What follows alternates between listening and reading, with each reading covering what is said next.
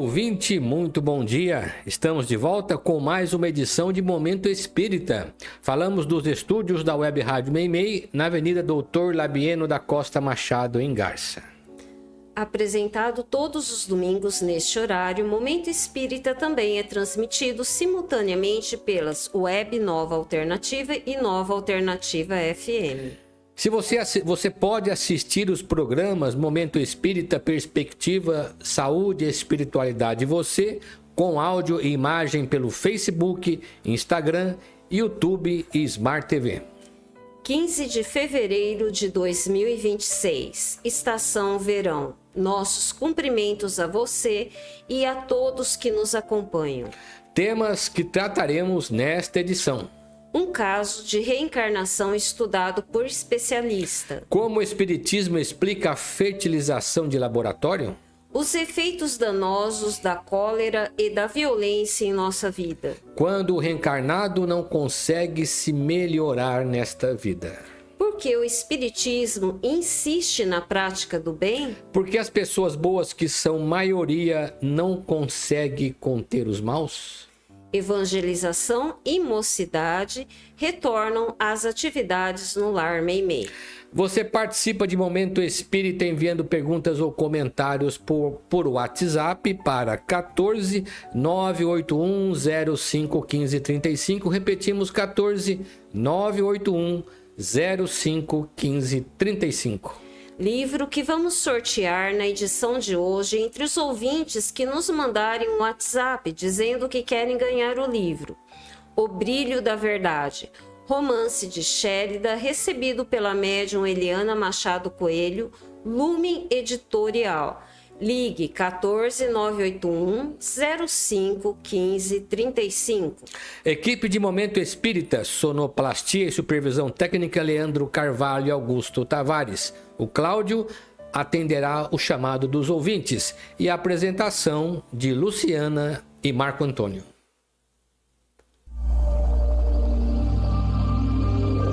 Momento Espírita. Um tempo de paz.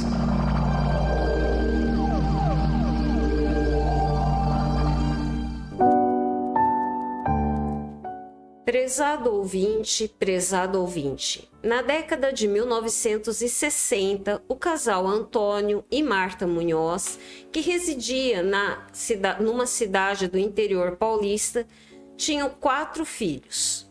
Ambos decidiram encerrar ali o quadro familiar, o que levou Marta a se submeter a um procedimento cirúrgico conhecido na época como ligação das trompas.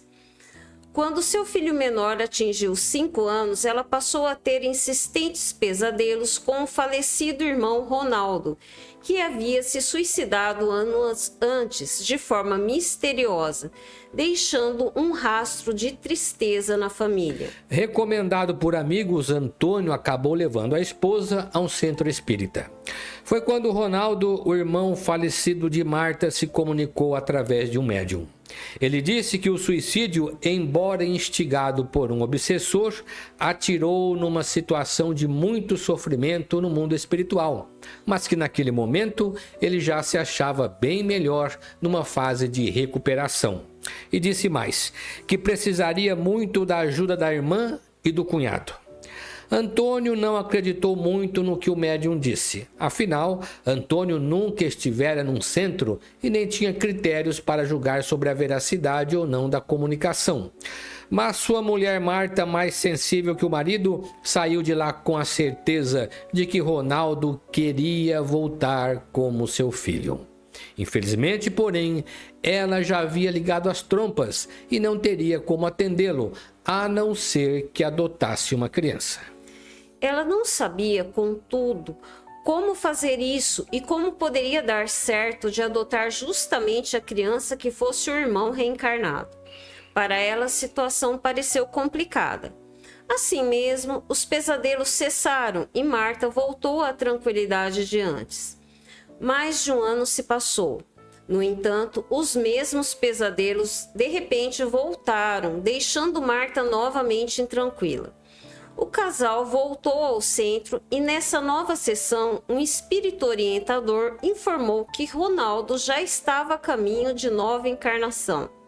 E, para espanto do casal ali presente, disse que Marta já estava grávida e seria mãe de Ronaldo nesta nova encarnação.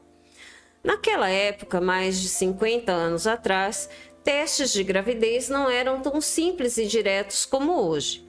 O casal saiu do centro completamente descrente do que ouvira, pois Marta, tecnicamente, não podia mais ter filhos e, além disso, ela já estava para completar 40 anos de idade. Lê do engano. Pouco tempo depois, surgiram em Marta os primeiros sintomas de gravidez.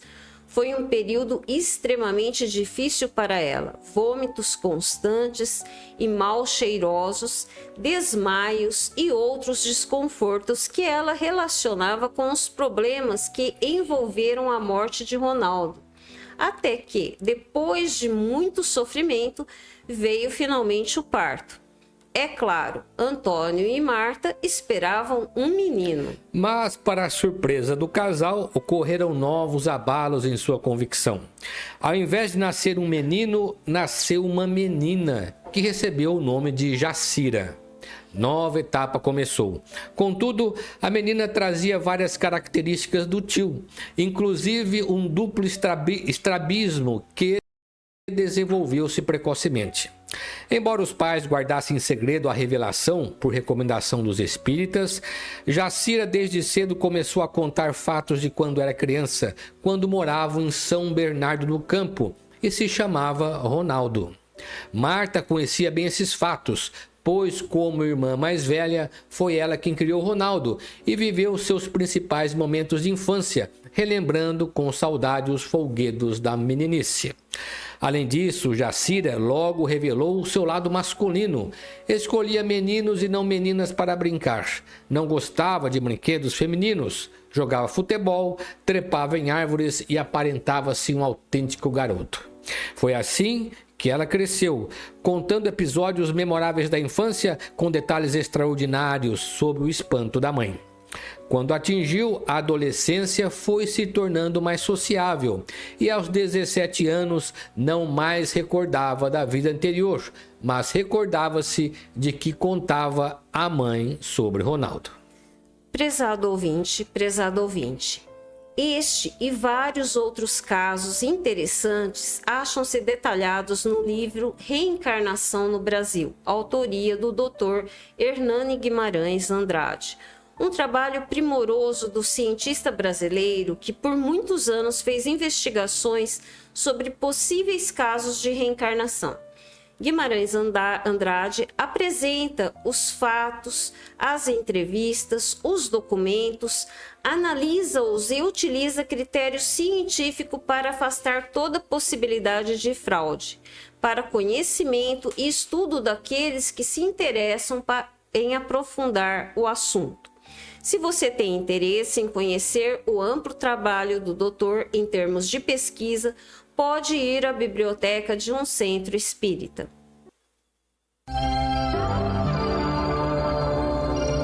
Momento Espírita. O rádio é do ouvinte.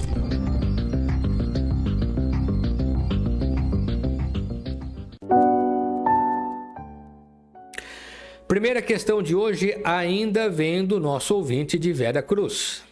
Como o Espiritismo explica o processo de reencarnação nos casos de fertilização in vitro? Em que momento ocorre a ligação do espírito na fecundação do laboratório ou na implantação do útero? Como fica a situação espiritual dos embriões que permanecem congelados? O sucesso ou insucesso desses procedimentos faz parte do planejamento reencarnatório da família? O assunto é relativamente novo, tendo em vista as revelações trazidas por André Luiz até 1968. Quando André trouxe informações sobre o processo reencarnatório, conforme lemos na obra Missionários da Luz, a medicina ainda não tinha atingido a etapa da fertilização in vitro. A fertilização in vitro, como o próprio nome está dizendo, consiste na fecundação do óvulo fora do corpo da mulher. Em seguida, esse óvulo é colocado num tubo de ensaio para ser fertilizado por um espermatozoide previamente selecionado. Nesse caso, não há relação sexual entre o homem e a mulher. Os espermatozoides são conseguidos junto a um homem doador, juntamente com o óvulo, para ocorrer a fecundação fora do corpo. Em seguida, o óvulo fecundado, que já é um ovo ou zigoto, é introduzido no útero da mulher, a partir do que a gestação vai ter seu curso natural. Trata-se de um tema específico da área médica, razão pela qual procuramos informações e pareceres da AME Brasil, Associação Médico Espírita do Brasil. Em qualquer que for o caso da fecundação em laboratório ou no processo natural, a reencarnação se dá com a fecundação, quando o espírito já designou a carga genética de que vai se utilizar em vida. No processo natural antes da fecundação, porém, a espiritualidade providencia o contato espiritual do reencarnante com a mãe, o mesmo devendo acontecer no caso do processo artificial, em relação àquela que será sua mãe.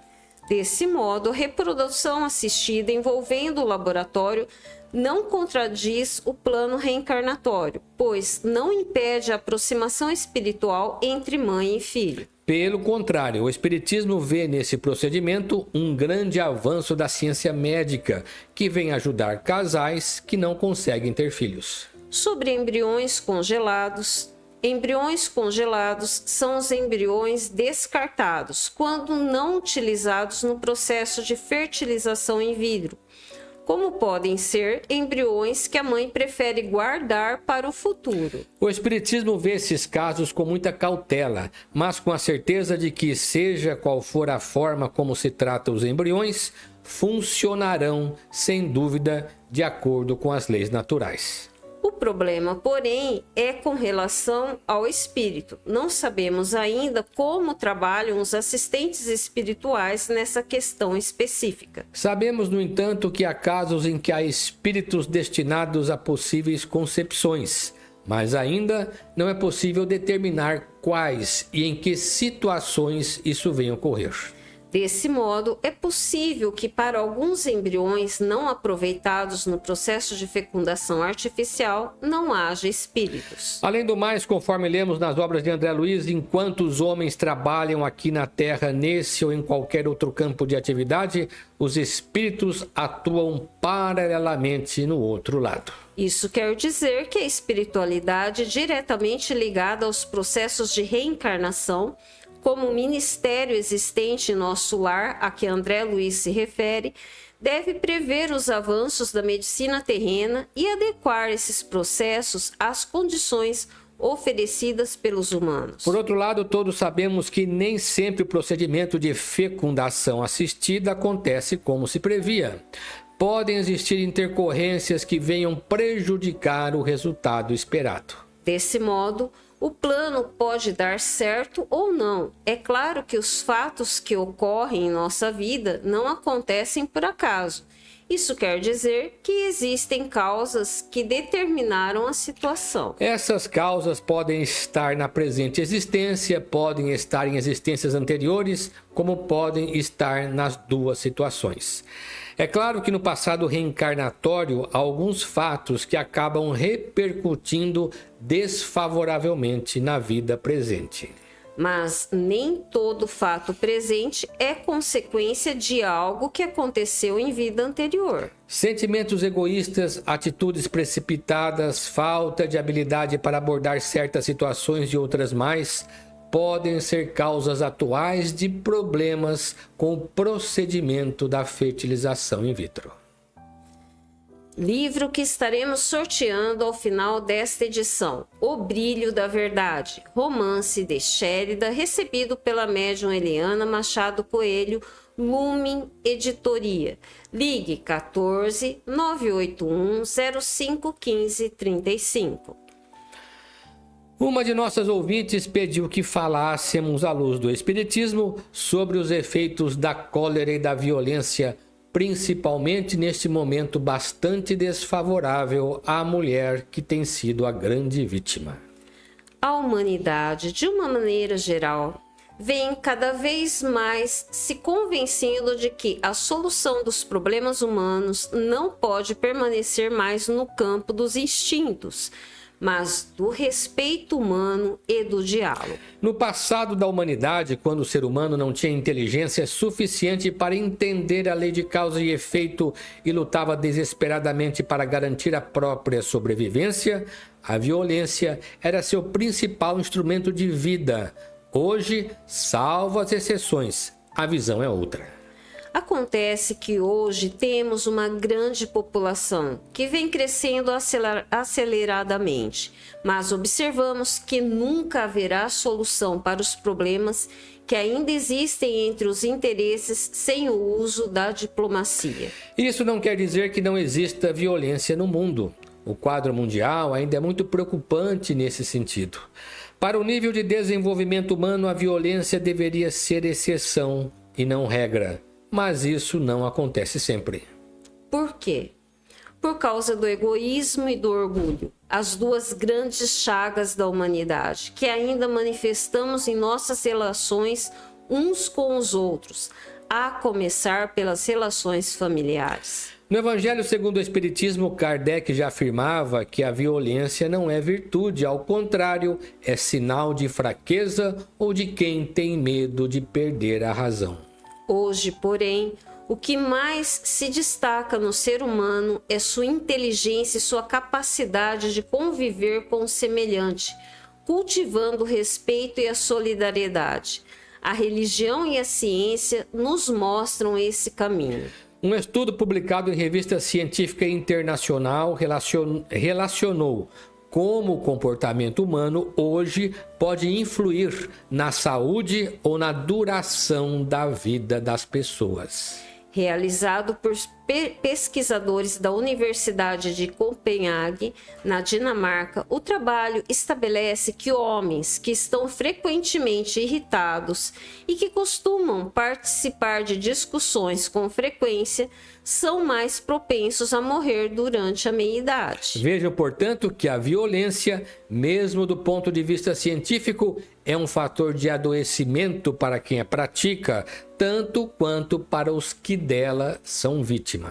A pesquisa aponta que os indivíduos que sofrem regularmente de estresse em suas relações com os seus parceiros, filhos, família, amigos ou vizinhos estão de 2 a 3 vezes mais aptos a morrer mais cedo. Ainda segundo a pesquisa, os homens sofrem grandes riscos, pois são afetados de forma mais significativa, já que tendem a não dividir seus problemas com outras pessoas e contam com redes de apoio mais fracas do que as mulheres. Então perguntamos: será este um fator que faz com que, em geral, existem mais viúvas que viúvos? Os cientistas estudaram os dados de 9.875 homens e mulheres entre 36 e 52 anos. Eles foram orientados a responder perguntas sobre seus relacionamentos sociais cotidianos. 11 anos depois, 196 mulheres, 4%, e 226 homens, 6%, haviam morrido. Quase metade das mortes foi causada por câncer, o que demonstra que nossos instintos de agressividade são um fator significativo no aumento da causa de câncer. Lembramos que a agressividade não está somente na violência física, mas também na violência de nossas palavras, ou mais precisamente nos impulsos primitivos de nossas manifestações. Os estudiosos ainda citam como efeitos da violência as doenças cardíacas, hepáticas, os acidentes e o suicídio, lembrando que, principalmente nas grandes cidades, é muito comum a violência no trânsito. Os pesquisadores analisaram a ligação entre as principais preocupações e causas de irritação e a mortalidade. A idade de uma pessoa, gênero, condições de vida e situação de emprego também foram levados em conta. O interessante de tudo isso é que os espíritos orientadores, como Emmanuel e André Luiz, através do médium Chico Xavier, há mais de 70 anos, vêm batendo na mesma tecla ao afirmarem que as crises de irritação e violência, além de causarem danos e sofrimentos físicos e morais nos outros, acabam por comprometer a saúde das pessoas que ainda não conseguem superá-las. É bom que pensemos nisso a fim de melhorar a nossa qualidade de vida e evitar problemas que podem surpreender e nos causar grandes transtornos. Além do mais, não basta que condenemos a violência dos outros, nem a violência que infelizmente ainda perdura em nosso planeta, criando zonas de conflitos e fazendo milhares de vítimas, como acontece no Oriente Médio e na Ucrânia, por exemplo. É preciso que cada um de nós tome consciência do seu próprio papel de mensageiro da paz, dentro de seu lar, de seu ambiente de trabalho e em seus diversos círculos de relações. A paz que aspiramos para o mundo antes precisa começar dentro de cada um de nós.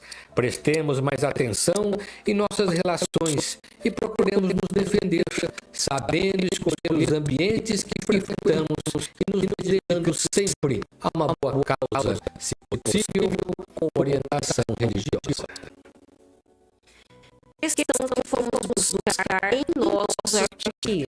É possível termos feito muito mal para algumas pessoas em vidas passadas e hoje, por mais tentativa de aproximação, de atitude de bondade, elas não nos enxergam com bons olhos? E sempre há um choque de opiniões, uma desconfiança que não conseguimos um ajuste harmônico. Seria melhor nos afastarmos dela, então?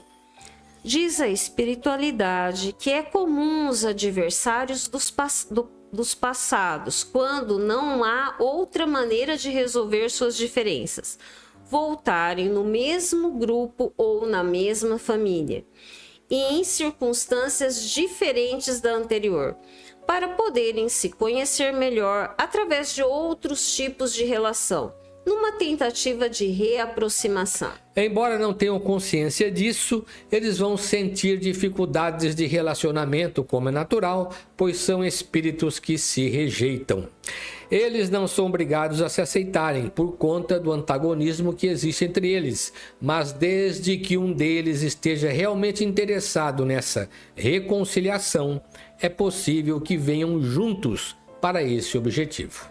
Os planejadores dessa reencarnação contam com a compreensão e o esforço desse espírito mais lúcido e o ajudam a buscar o melhor caminho para a reaproximação. Contudo, nem sempre conseguem êxito total no seu intento, mas podem alcançar metas importantes nesse relacionamento, mesmo que aparentemente pareça que nada se conquistou. Quando um dos espíritos está interessado na reconciliação e luta por isso, não resta dúvida de que ele está tendo um crescimento espiritual a partir dessa experiência, mesmo que não alcance o sucesso desejado. As dificuldades que vier a passar podem compensá-lo espiritualmente diante de algum desconforto íntimo ou mesmo de sentimento de culpa que trazia do passado. Todavia, devemos considerar que nem todo relacionamento difícil entre familiares, em que um se mostra compreensivo e o outro não, é consequência de uma situação de inimizade do passado. Às vezes ela pode configurar uma provação que o espírito escolheu para desenvolver humildade e capacidade de doação. De outras vezes, pode ser um compromisso que assumiu para cuidar de um espírito rebelde ou doente que precisa de muita compreensão. Cada caso é um caso, como sempre dizemos. Porém, abandonar a tarefa pode não ser a melhor solução, a não ser em último caso, quando a situação se mostra insustentável e pode levar a consequências desastrosas. E atenção, ouvintes, livro que vamos sortear na edição de hoje entre os ouvintes que mandarem um WhatsApp dizendo que querem ganhar o livro. O Brilho da Verdade, romance de Shélida, recebido pela médium Eliana Machado Coelho, da Lumen Editorial. Ligue para o 14 981 05 15 35. Atenção, pais! A evangelização infanto-juvenil e as reuniões de mocidade no Lar Meimei acontecem no Lar Meimei todo domingo a partir das 9h45. Às 10 horas, também contamos com um grupo de adultos lendo e discutindo o Livro dos Espíritos. A roda de estudo está aberta a quem se interessar. A entrada é livre. O brechó do Lar Meimei, após um período de recesso, voltou a funcionar. Ele está aberto ao público toda sexta-feira, a partir das 15 horas. A entrada é pela rua 7 de setembro, número 42. A Livraria Batuíra do Caminho de Damasco, na rua Gabriela 178, empresta livros, DVDs e outras publicações a quem se interessar. Permanece aberta durante as reuniões de passe. Atenção, as reuniões de estudos do Caminho de Damasco de segunda, quinta e sexta retornaram às atividades habituais para quem se interessar. Segunda, estudo do Livro dos Espíritos. Quinta, estudo do Evangelho. E sexta, estudo do livro Libertação, da série Nosso Lar, de André Luiz. Existem muitas coisas a que às vezes não damos o devido valor. A vida, por exemplo. A vida é uma bênção divina. Através dela, podemos ser felizes e proporcionar a felicidade aos outros. Por isso, é preciso defender a vida, a nossa vida e a do próximo. Pena de morte, aborto, suicídio e eutanásia são formas de violência contra a vida com as quais não podemos concordar. Lutemos em defesa da vida. Pena de morte. Um crime não justifica outro crime. Diga não. Suicídio. Um gesto infeliz. Dê uma chance a você mesmo. Existe sempre alguém para ajudá-lo. Aborto. Um ato de covardia. A vítima não pode defender-se. Eutanásia. Uma ação criminosa. Com confiança em Deus e o firme desejo de obedecer suas leis, a vida terá outro sentido. Mensagem em defesa da vida. Apoio. Federação Espírita Brasileira.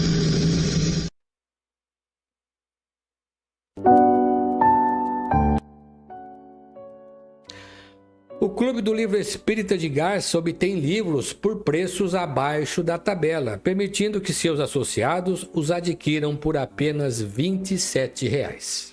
Neste mês de fevereiro, o Clube do Livro Espírita de Garça está entregando aos seus associados o livro O Chamado da Borboleta, um relato comovente de Dina Fortes, que perdeu um filho, mas encontra as respostas que a libertam do sofrimento. Ressignificando o Luto faz parte do título dessa obra que a editora M publicou recentemente. Para receber o livro, basta você se associar ao clube ligando ou passando um WhatsApp para a Sônia Marra no 14 996 69 50 08 ou enviando e-mail para o endereço dando nome e endereço de entrega. Entrando no site do Centro Espírita Caminho de Damasco, você vai obter uma série de informações sobre o centro e sobre o Espiritismo. Vamos para mais uma questão. Por que o Espiritismo insiste tanto na prática do bem? E mais que isso, por que a doutrina coloca esta questão sempre em primeiro lugar? A escritora chilena Gabriela Mistral, detentora do Prêmio Nobel da Literatura, que viveu seus últimos anos no Brasil, deixou esta linda página. Prestem atenção. Toda a natureza é um anelo de servir.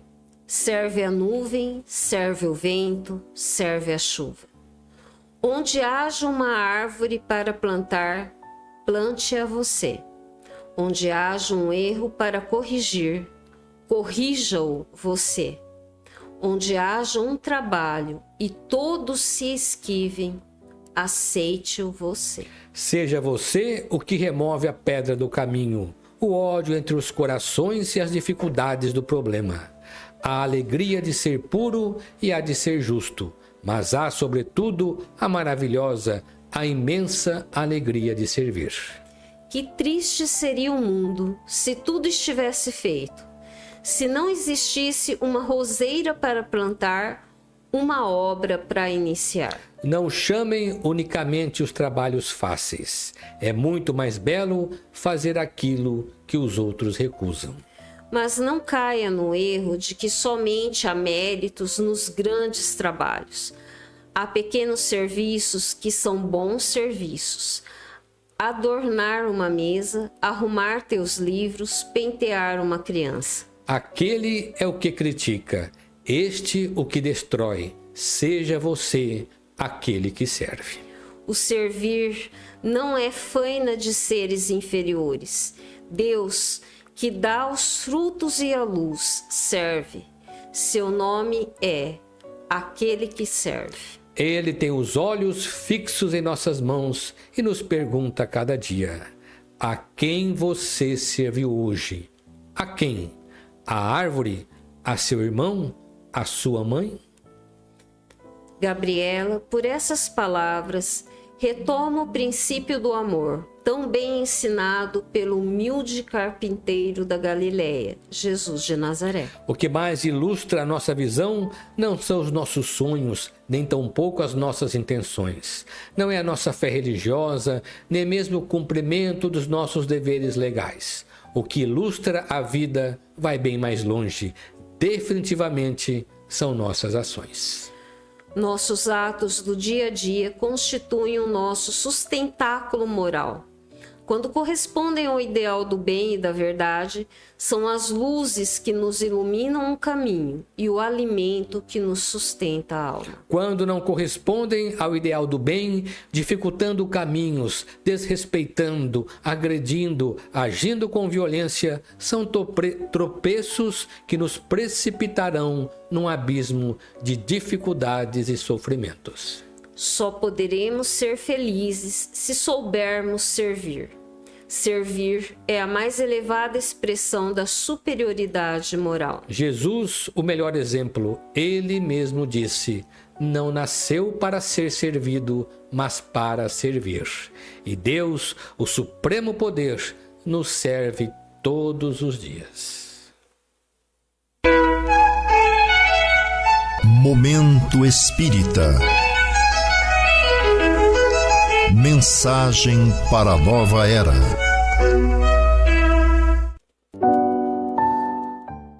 Estudando a doutrina espírita, a omissão dos bons.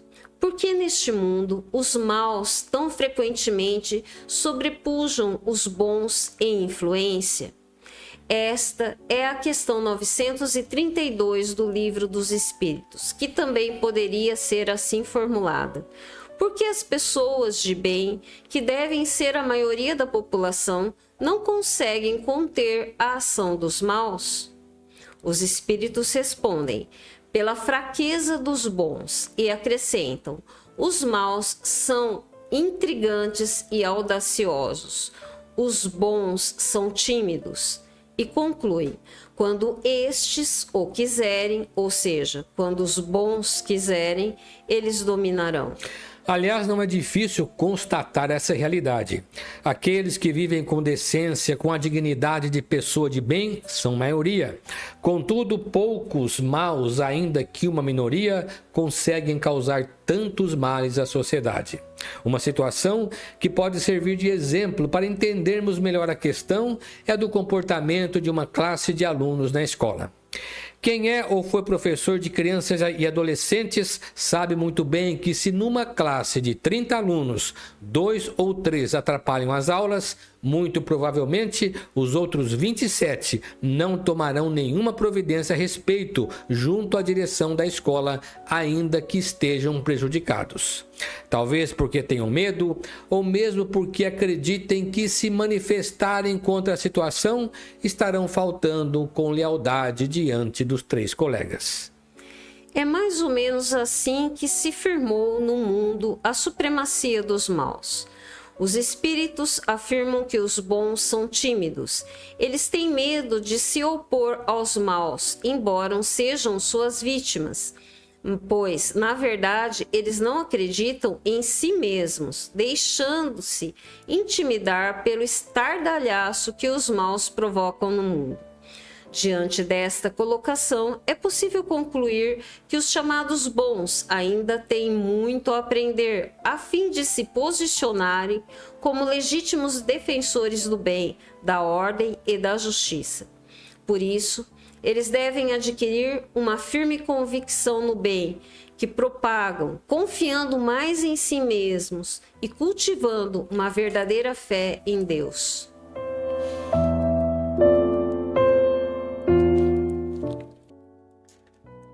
Vamos então ao sorteio do livro entre os ouvintes que entraram em contato conosco durante o programa. O Brilho da Verdade, romance de Shérida, recebido pela médium Eliana Machado Coelho, Lumen Editora. Lumen Editora. E atenção, o livro sai para nosso ouvinte Marli Cristina Moreira de Souza Escaquete, aqui de Garça. Marli, vá buscar seu livro na loja Leves de Garça, no horário comercial. A loja Leves fica na rua Minas Gerais, 148. Prezados ouvintes, agradecemos sua amável audiência e atenção. E se vocês permanecerem na Web Rádio Meimei, vão assistir em seguida Perspectiva com Mares, Vitor e Paulino.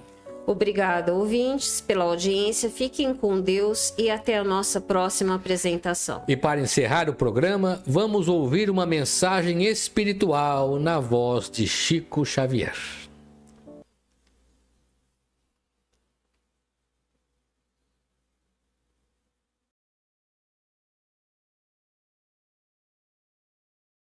Senhor Jesus, agradecendo-te o amparo de todos os dias, eis-nos aqui, de coração ainda em súplica, no campo de serviço em que nos situaste.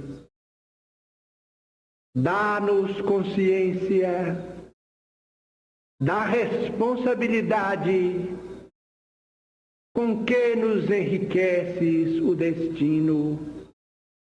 Auxilia-nos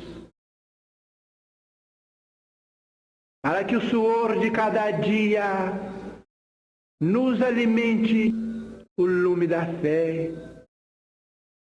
Não admitas que o verme do desalento nos corroa o ideal.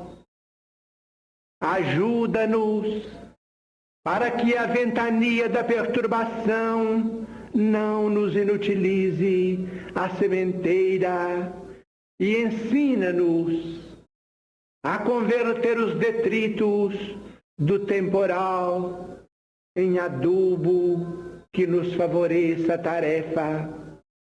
Mestre divino, ao redor da leira que nos confiaste, voejam pássaros de rapina, tentando instilar-nos o desânimo ao coração. Não longe de nós, flores envenenadas deitam um capitoso aroma, convidando-nos a repouso inútil. E aves canoras da fantasia, através de melodias fascinantes, concitam-nos a ruinosa distração. Socorre-nos a vigilância, para que não venhamos a cair. Dá-nos coragem para vencer a hesitação e o erro, a sombra e a tentação que nascem de nós. Auxilia-nos a compreender os tesouros do tempo, a fim de que possamos multiplicar os créditos de conhecimento e de amor que nos emprestaste.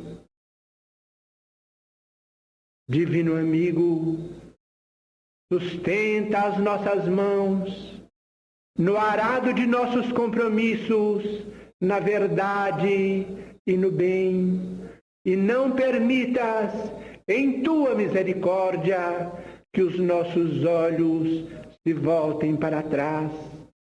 Que a tua vontade, Senhor, seja a nossa vontade, agora e para sempre. Assim seja. Desejando-vos muita paz, rogamos ao nosso Pai Celestial, nos proteja, meus amigos, e nos abençoe nos deveres esposados. É a oração rogativa do vosso companheiro e servidor de sempre, Emmanuel.